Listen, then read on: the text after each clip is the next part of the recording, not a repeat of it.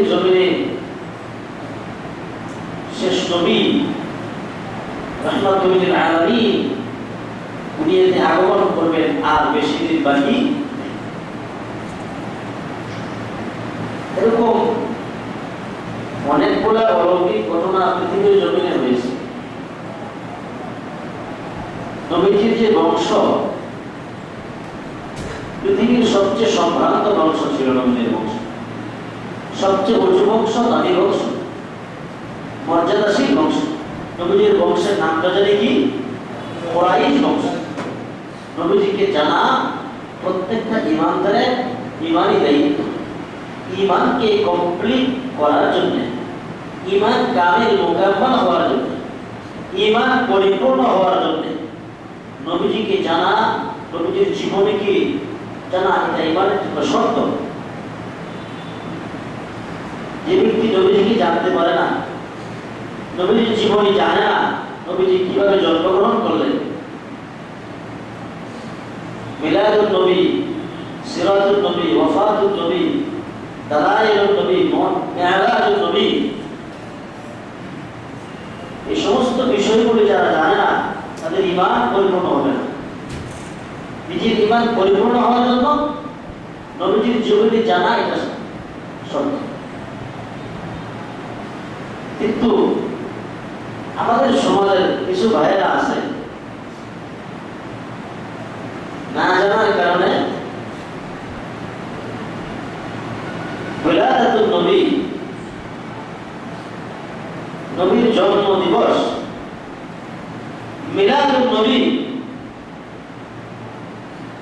এটাকে নবীর জন্মদিন বলা হয়। এটা হলো নবীর জীবনের একটা অংশ, নবীর জীবনের একটি কি অংশ, সিরাতের একটা অংশ। সিরাতের ভিতরে নবীর পূর্ণাঙ্গ জীবন আছে, কিন্তু মিলাদের ভিতরে, নবীর জন্মের ভিতরে নবীর পুরো জিন্দেগি নেই। আফসোস আর পরিতাপের বিষয় হলো এই, আমাদের সমাজের কিছু ভাইয়েরা, কিছু বন্ধুরা, কিছু দুষ্টরা না জানার কারণে এমন এমন শব্দ প্রকাশ করে, এমন এমন শব্দ ব্যবহার করে, দুঃখ লাগে, আফসোস লাগে। 12ই রবিউল আউয়াল যে তারিখটি নিয়ে মতানক্য রয়েছে, অধিকাংশ মুহাদ্দিসিনে কেরাম বলেছেন 8ই রবিউল আউয়াল নবীজি দুনিয়াতে জন্মগ্রহণ করেছেন। কিন্তু 8ই রবিউল আউয়াল নবীজি দুনিয়া থেকে চিরবিদায় নিয়ে পরপারে গমন করেছিলেন। এই ব্যাপারে কোন পৃথিবীর কোন উলামায়ে কেরাম, মুহাদ্দিসিনে কেরাম, মুফাসসিরিনে কেরাম দ্বিমত পোষণ করেন নাই। ওই দিবসটা দিয়ে 12ই রবিউল আউয়াল আমার ওই বন্ধুরা, দুস্থরা, আমার ওই সাথী ভাইয়েরা এই দিনে উল্লাস করে, এই দিনে মিছিল মিটিং করে, নাচানাচি করে, রাস্তায় মিছিল বের করে দেয়। সকল ঈদের শ্রেষ্ঠ ঈদ, সকল ঈদের সেরা ঈদ, আজিমুশ শান ঈদ, ঈদে মিলাদুন নবী বলে কি বলে না? ঈদে মিলাদুন জাতীয় ঈদ বানিয়েছে। আমি বলতে চাই, আপনি যে এই ঈদকে 12ই রবিউল আউয়ালের ঈদকে, নবীর জন্ম দিবসকে, মিলাদুন নবীকে জাতীয় ঈদ বানিয়েছেন, জাতীয় ঈদে পরিণত করেছেন, তাহলে যে ঈদগুলি নবীজি পালন করেছেন, বছরে 2টা ঈদ, ঈদুল ফিতর, ঈদুল আযহা, ওই ঈদগুলি গেল কোথায়? মিলাদুন নবী, মিলাদুন নবী যদি কেউ অস্বীকার করে, সে তো ইমানদার হতে পারবে না। কি বলে কথা ঠিক কিনা? সে ইমানদার হতে পারবে না, এটা আমরাও বলি, স্বীকার করি। কিন্তু যে দিকটা নিয়ে মতানক্য রয়েছে, সেই দিক নিয়ে লাফালাফি করা, আনন্দ উল্লাস করা, মিছিল গাড়ি নিয়ে মিছিল করার কোনো সার্থকতা তার মধ্যে নেই। আনন্দ করেন, খুশি হন, নবীর জন্মদিন, সেটা তো সকলের খুশির দিন। আর পৃথিবীর মানব নামক যে ইনসান, সমস্ত মাখলুকাত, সাত্তর আসমান জমিনের ভিতরে যা কিছু আছে, সকলের আনন্দের দিন, খুশির দিন। কিন্তু আনন্দটা কিভাবে হবে? আমার কথা কি আপনারা বুঝতেছেন? রাগ হইতেছেন আমার কথায়? রাগ হয়ে না, বুঝতে হবে ইসলাম, শরীয়ত বুঝতে হবে, দ্বীন বুঝতে হবে। আল্লাহ কিভাবে বলেছেন, আল্লাহ নবী কিভাবে পালন করার জন্য বলছেন, হযরত সাহাবায়ে কেরাম কিভাবে পালন করেছেন, তাবেঈনরা কিভাবে পালন করেছিলেন, বুজুর্গানে দ্বীন, আকাবায়ে দ্বীন, সালফে সালিহিন ওনারা কিভাবে আমল করেছেন, কোন তরিকায়, কোন পদ্ধতিতে, ওই পদ্ধতি বের করতে হবে। সাহাবায়ে কেরামদের পদ্ধতির বাহিরে যদি আমরা নিজের মন করা জিন্দেগি চালাই, নিজের মন করা নবীর মেরাজকে পালন করার চেষ্টা করি, তাহলে সেটা আমল হবে না, সেটা হবে মন করা জিন্দেগি, সেটা হবে মন করা আমল। কি বলেন, কথা ঠিক কিনা? এই যে মুহতারাম ভাই ও বুজুর্গ, ওলাদাতুন নবী, নবীর জন্ম নিয়ে আলোচনা করা, এটা বরকতের বিষয়, রহমতের বিষয়, আল্লাহ খুশি হবেন, এটা পালন করার কোনো বিষয় নাই, আলোচনার বিষয়। নবীজি যেদিন জন্মগ্রহণ করেছেন, হযরতে আমর ইবনে আস রাদিয়াল্লাহু তাআলা আনহুর মাতা ফাতেমা বিনতে আব্দুল্লাহ রাদিয়াল্লাহু তাআলা আনহু বলেন, আমি নবীজির গৃহে ছিলাম, নবীজির মাতা আমেনার ঘরে ছিলাম। আমি লক্ষ্য করে দেখলাম আমেনার ঘরটা দূরে আলোকিত হয়ে গেছে। সুবহানাল্লাহ, এটা কি আমাদের পক্ষে সম্ভব? পৃথিবীর কোন মানুষের ঘর জন্মের সময় এই দূরে আলোকিত হয়? এটা নবীর জন্য খাস ছিল, এটা পালনের বিষয় না, এটা আলোচনার বিষয়। বুঝতে হবে ইসলাম, বুঝে আমল করতে। তিনি আরো বলেন, আমি লক্ষ্য করে দেখলাম আকাশের তারকাগুলা পৃথিবীর দিকে ঝুঁকে পড়তেছে। এমনকি আমি লক্ষ্য করে দেখলাম, আমার মনে হলো সমস্ত তারকাগুলো মনে হয় আমার উপরেই পড়ে যাবে। সুবহানাল্লাহ, এগুলি ছিল নবীর জন্মের বরকত, নবীর জন্মের বরকত। নবীজির মাতা আমেনা বলেন, ই মুহাম্মদ আমার গর্ভে আসার পরে সাধারণত বাচ্চা যখন মায়ের পেটে থাকে, মায়ের গর্ভে যখন বাচ্চা থেকে সন্তান থাকে, মা যে কষ্ট হয়, মা যে কষ্ট উপলব্ধি করে, মা যে মাথা মাথা ভাব লাগে, বমি ভাব লাগে, মা বসতে পারে না, উঠতে পারে না, খাইতে পারে না, ঘুমাইতে পারে না, আর মনে কোনো শান্তি যে পায় না। এতটাই কষ্ট অনুভব করে একজন মা তার সন্তানকে পেটে নিয়ে। কিন্তু মা আমেনা বলেন, আমার এই সন্তান আমার গর্ভে আসার পরে, আমার পেটে আসার পরে আমি কোনদিন ন্যূনতম বিন্দু পরিমাণ কষ্ট আমি অনুভব করি নাই। সুবহানাল্লাহ, এটা ছিল নবীর গর্ব। আমার কোনদিন কোন বিষয়ে কোনো ব্যাপারে কষ্ট হয় নাই। নবীজির মাতা আমেনা বলেন, এই সন্তান পেটে আসার পরে গর্ভে থাকাকালীন আমি একটা নূর দেখতে পেলাম, আমি একটা আলো দেখলাম, যে আলোর দ্বারা আমাকে দেখানো হলো শামসিয়া অতি শীঘ্রই, অতি তাড়াতাড়ি বিজয় হয়ে যাবে। সুবহানাল্লাহ, নবীজির বংশ এমন দামি বংশ ছিল, এবং পূজা বংশ ছিল, যে বংশের নাম ছিল কুরাইশ। মক্কার সবচেয়ে সম্ভ্রান্ত বংশ, বংশ দামি বংশ। নবীজির পিতার নাম আব্দুল্লাহ, নবীজির দাদার নাম আব্দুল মুত্তালিব। নবীজির পিতার দাদার নাম ছিল হাশেম। মুহাম্মদ বিন আব্দুল্লাহ বিন আব্দুল মুত্তালিব বিন হাশেম বিন আব্দে মানাফ। নবীজির দাদার নাম ছিল আব্দে মানাফ। এইভাবে নবীজির বংশটা হযরতে আদম নবী পর্যন্ত পৌঁছেছে। নবীজি বলেন, রাইসুল মুফাসসিরিন হযরতে ইবনে আব্বাস বলেন, লাকাদ জাআকুম রাসূলুম মিন আনফুসিকুম, তোমাদের মধ্যে, তোমাদের মাঝখান থেকে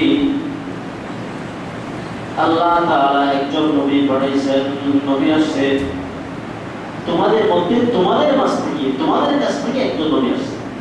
লাকাদ জাআকুম রাসূলুম মিন আনফুসিকুম, আনফুসিকুম লক্ষ্য করেন আয়ের মধ্যে এখানে পেশ দেওয়া, কিন্তু ওনারা যখন তেলাওয়াত করতেন আনফাসিকুম ফায়ের মধ্যে জবর দিয়ে পাঠ করতেন এবং বলতেন নবীজির বংশ পৃথিবীর শ্রেষ্ঠ বংশ, মক্কার সবচেয়ে দামি বংশ হলো কুরাইশ বংশ। আল্লাহ তাআলা এই বংশকে নির্বাচন করেছেন।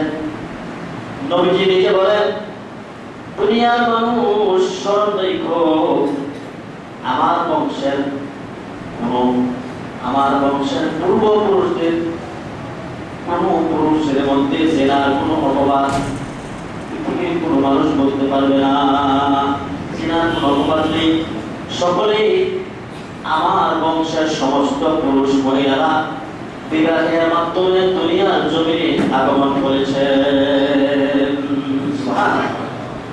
যে বংশের মধ্যে আল্লাহ নবী পাঠাইলেন, যে বংশের মধ্যে আল্লাহ পয়গম্বর রাসূলদেরকে দুনিয়াতে পাঠাইলেন, আমার দুষ্ট বুজুর্গরা ওই বংশটাকে আল্লাহ কুদরতি ভাবে আল্লাহ নাফরমানি থেকে, গুনাহ থেকে আল্লাহ হেফাজত করেছেন। সুবহানাল্লাহ। কুরাইশ বংশটা এত দামি বংশ ছিল। কুরাইশ বংশের মধ্যে আপনার নবী রাহমাতুল লিল আলামিনকে আল্লাহ দুনিয়াতে পাঠাইছেন। দুষ্ট বুজুর্গ, কুরাইশ শব্দের অর্থটা কি একটু? কুরাইশ এটা হলো সামুদ্রিক একটা প্রাণীর নাম। কুরাইশ সামুদ্রিক একটা প্রাণীর নাম। এটার শক্তি এত বেশি ছিল, তার আয়তন এত বেশি ছিল যে সমুদ্রের সমস্ত প্রাণীদেরকে সে পরাস্ত করে দিত, পরাভূত করে দিত, পরাজয় করে দিত। কোন প্রাণী যত শক্তিশালী হোক তাকে পরাজয় করতে পারত, পরাজিত করতে পারত, তাকে পরাভূত করতে পারত। সমস্ত প্রাণীকে সে খেয়ে ফেলত। এরকম শক্তি সামর্থ্য ছিল, কোন প্রাণী তাকে খেতে পারত না। ঠিক তেমনই ভাবে মক্কার কুরাইশ যে গোত্রটা ছিল, কুরাইশ বংশ, ওই বংশ এতটাই শক্তিশালী, সম্ভ্রান্ত ছিল, এতটাই তারা মক্কার মধ্যে উঁচু স্থান লাভ করেছিল, মর্যাদা স্থান লাভ করেছিল। মক্কা কোন বংশ, কোন গোত্র তাদের সাথে শক্তিতে, তাদের সাথে কোন দিকে বলাইতে পারত না। কুরাইশ বংশ সমস্ত বংশের উপর বিজয় লাভ করত, শক্তি সামর্থ্যের দিক দিয়ে সর্বদিক দিয়ে। নবীজির পিতার নাম আব্দুল্লাহ, নবীজির দাদা আব্দুল মুত্তালিব, নবীজির পিতার দাদার নাম হাশেম, আর নবীজির দাদার নাম হলো আব্দে মানাফ। আব্দে মানাফ তার আরেক আসল নাম ছিল মুগীরা। উনি এতটাই সুন্দর ছিলেন, এত সৌন্দর্য ছিল, মক্কার মানুষেরা ওনাকে মক্কার তারকা বলতেন। সুবহানাল্লাহ। মক্কার তারকা বলতেন। আব্দে মানাফের সন্তান হলো হাশেম। নবীজির দাদা আব্দুল্লাহ, নবীজির পিতা আব্দুল্লাহ দাদা। হাশেমের আসল নাম ছিল আমর। তো হাশেম উনি এমন একজন ব্যক্তিত্ব ছিলেন, ওনার ললাটে, ওনার কপালে নূরে নবুয়ত, মোহরে নবুয়ত, নূরে নবুয়ত জন্ম করত।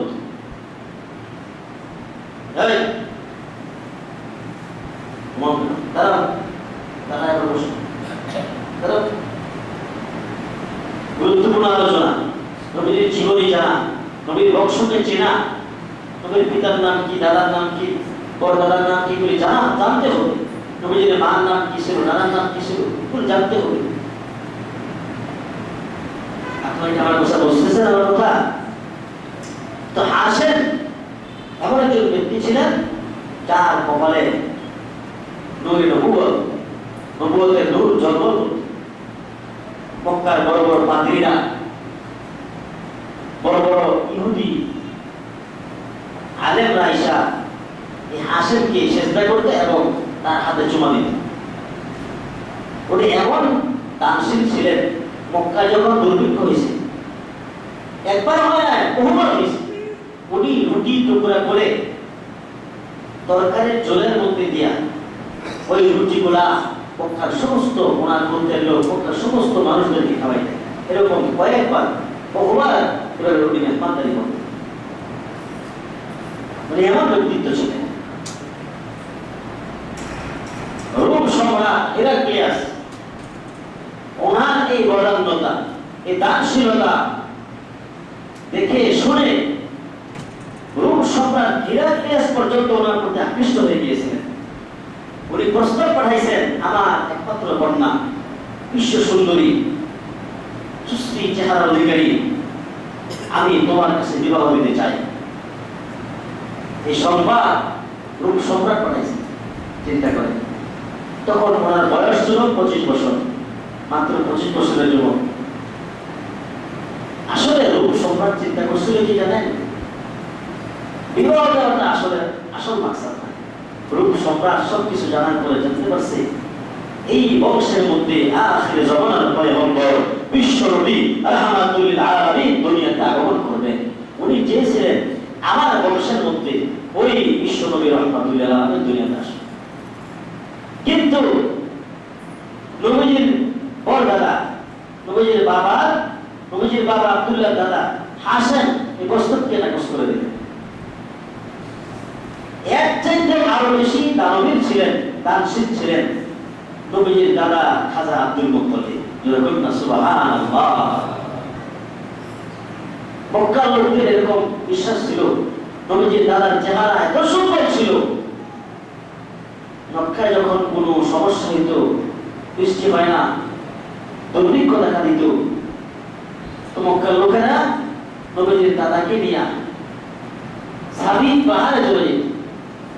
ওই পাহাড়ে যায়, পাহাড়ের কাছে যায় আল্লাহর কাছে প্রার্থনা করতো, সাথে সাথে বৃষ্টি বর্ষণ হইত। সুবহানাল্লাহ। আসমান থেকে আল্লাহ বৃষ্টি দিতেন। দুর্ভিক্ষের জন্য দোয়া করে আল্লাহ দুর্ভিক্ষ দূর করে দিতেন। নবীজির দাদা আব্দুল মুত্তালিবের দানশীলতা এতটাই বেশি ছিল, এত দান উনি করতেন, আল্লাহু আকবার। ওনার পিতা যে হাশেম ছিলেন, ওনার পিতা হাশেমের দান ছিল শুধু মানুষের মধ্যে সীমিত, আর ওনার সন্তান আব্দুল মুত্তালিবের দান শুধু মানুষের মধ্যে সীমিত ছিল না, পশু পাখি, আকাশের পশু পাখি পর্যন্ত বিস্তৃত হয়ে গিয়েছিল। সুবহানাল্লাহ। এত বেশি দান করতেন। খানায় কাবার মোতাবল্লি ছিলেন।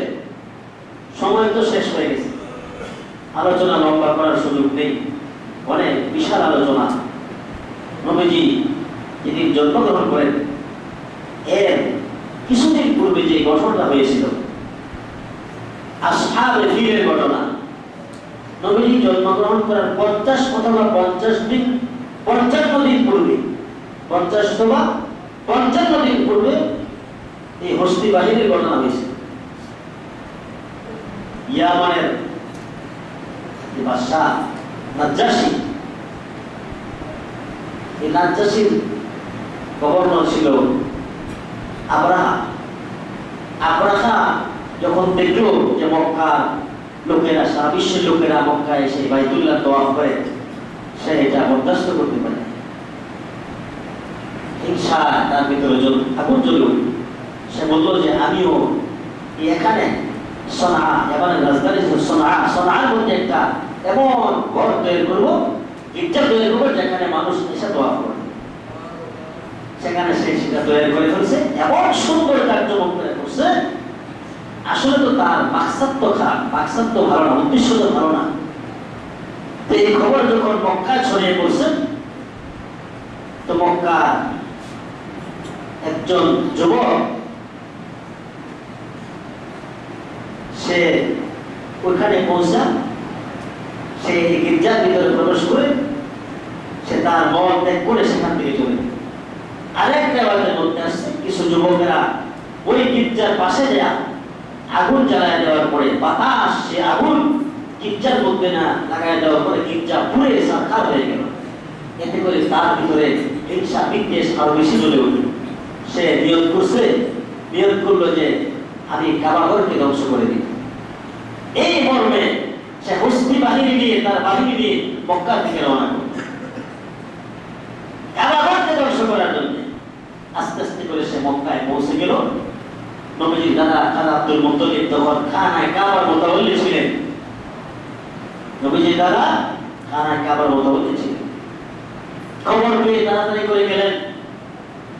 আবরাহা বাদশাহ সে মক্কার মানুষেরা বকরি চড়াইতো, উট চড়াইতো, এগুলো দখল করে নিয়ে গেল।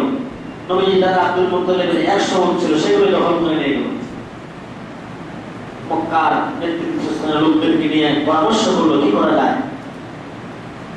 নবীজির দাদা আব্দুল মুত্তালিব বলে কোনো কিছুই বলবা না, তাদেরকে ঢুকতে দাও, সে কি করে দেখা যাক। মুখতারাম দোস্ত বুজুর্গ দেখেন, আল্লাহর ঘরে হেফাজতের দায়িত্ব তার হাতে, আল্লাহর হাতে, আল্লাহই হেফাজত করবে। তিনি বললেন তোমরা তাদেরকে সুযোগ করে দাও, তোমরা এই শহর ছেড়ে অন্যদিকে চলে যাও। নবীজি দাদা আব্দুল মুত্তালিবের নির্দেশ পেয়ে তারা চলে গেল। আবরাহা বাদশার সাথে সে সাক্ষাৎ করলো। তিনি বললেন আমি কাবা ঘরের কথা কিছু বলবো না, এই বাইতুল্লাহর কথা কিছু বলবো না, তুমি আমার 100 উট দখল করেছ, আমার উটগুলো ছেড়ে দাও। আবরাহা আশ্চর্য হয়ে গেল। খানায় কাবার মুতাওয়াল্লি, এই মসজিদের মুতাওয়াল্লি যিনি, যদি মসজিদকে কেউ হঠাৎ করে ভাঙতে আসে তাহলে কি উনি চেষ্টা করবেন মসজিদকে হেফাজত করার? অবশ্যই মানুষদের কিনে চেষ্টা করবেন। কিন্তু উনি এই বাইতুল্লাহর কথা কিছু বলে না। আবরাহা বাদশাহ প্রশ্ন করলো আব্দুল মুত্তালিব, খানায় কাবার মুতাওয়াল্লি হইয়া এই কাবার কথা কিছু বললা না, তোমার উটের কথা বললা। নবীজির দাদা আব্দুল মুত্তালিব জবাব দেয় এই উটগুলির মালিক আমি আব্দুল মুত্তালিব, এগুলির হেফাজতের দায়িত্ব আমার। খানায় কাবার মালিক হলেন আল্লাহ রাব্বুল আলামিন, এর হেফাজতের দায়িত্ব, সংরক্ষণের দায়িত্ব আল্লাহ সব নিজেই করবেন। কথা বলে আব্দুল মুত্তালিবের চেহারা এত সুন্দর ছিল, চেহারার মধ্যে এত মায়া মমতা ছিল, মানুষের প্রতি দরদ মহব্বত প্রেম আর ভালোবাসা তো ছিল। হাদিস সাহেবরা যখন হজ করতে যায়, নবীজির দাদা আব্দুল মুত্তালিব রুটি তৈরি করে, গোশত তৈরি করে, কাছ থেকে খেজুর পাড়ে, হাজিদেরকে মেহমানদারি করে, সারা বিশ্বের হাজিদেরকে খাবার খাওয়ায়, জমজম কূপের পানি উঠায়, জমজম করে কূপের পানিগুলা হাজিদেরকে সরবরাহ করে। নবীজির দাদা আব্দুল মুত্তালিব বলে আমার উটগুলি ছেড়ে দাও। আবার উটগুলি ছেড়ে দিল। আল্লাহ তাআলা যখন আবরাহা তার বাহিনী নিয়ে খানায় কাবার উপরে হামলা করার প্রস্তুতি নিল, আল্লাহ তাআলা আসমান থেকে ছোট ছোট কুদরতি পাখি যাকে যাকে তাদেরকে ধ্বংস করার জন্য আল্লাহ পাঠিয়ে দিলেন। সুবহানাল্লাহ।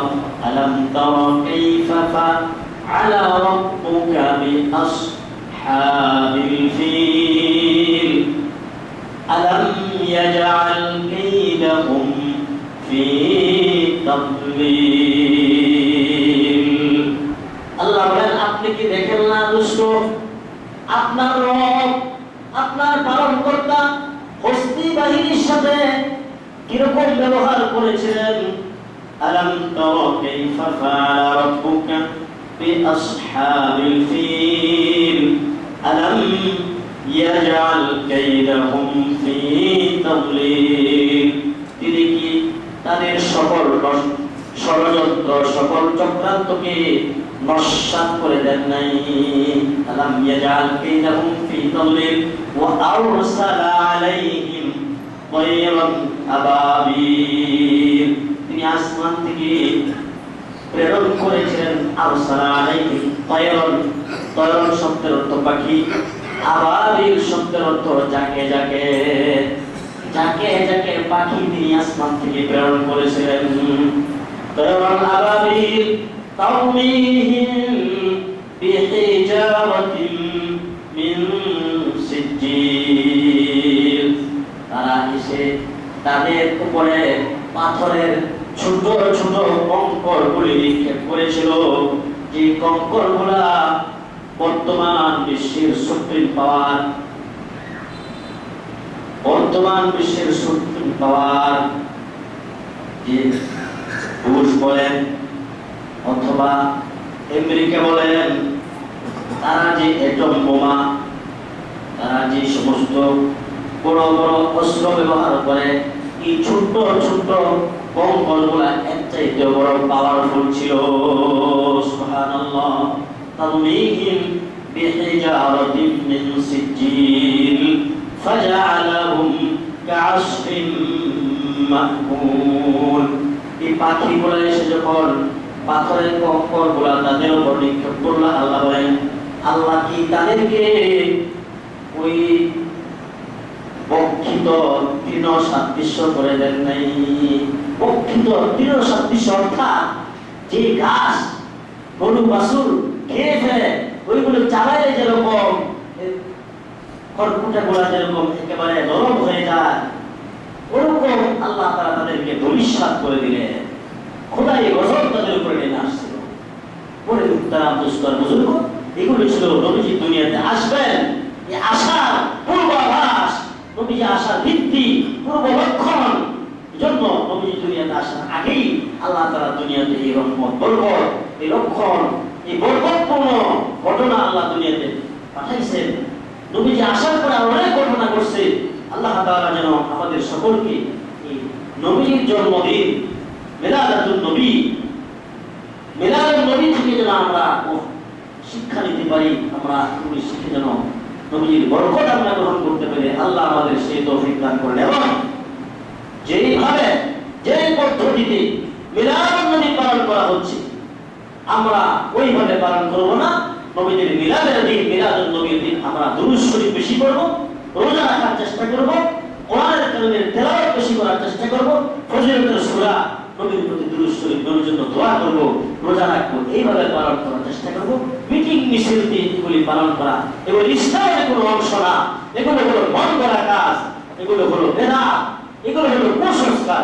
আল্লাহ আমাদেরকে আমল করার তৌফিক দান করেন। আমিন। ওয়া আখিরু দাওয়ানা